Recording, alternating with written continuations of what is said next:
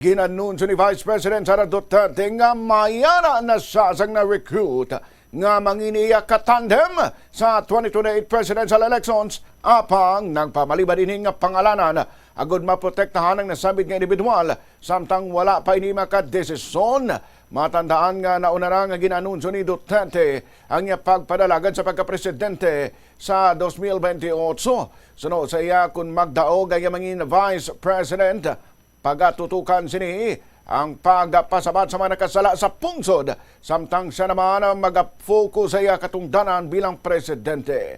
Ginbuyag-yag man ni Duterte nga wala pa makahibalo ang iamay nga si former President Rodrigo Duterte sa iya pagdeklara sa kandidatura kagang iya lamang bana, kabataan kag pila ka staff ang nakahibalo sini. Ginpahayag man niya nga ang pagkapresidente wala sang ginapili nga gender kag mas importante ang abilidad amo man ang kandaan sa isa ka leader sa pagserbisyo sa pungsod. May ni-recruit ako. Hanggang dyan lang ha. Hanggang dyan lang ang sasabihin ko. Ni-recruit ko siya last year pa. Kaso, wag na muna natin yan pag-usapan. Protektahan natin yung tao hanggang sa makapag-desisyon siya kung anong gagawin niya sa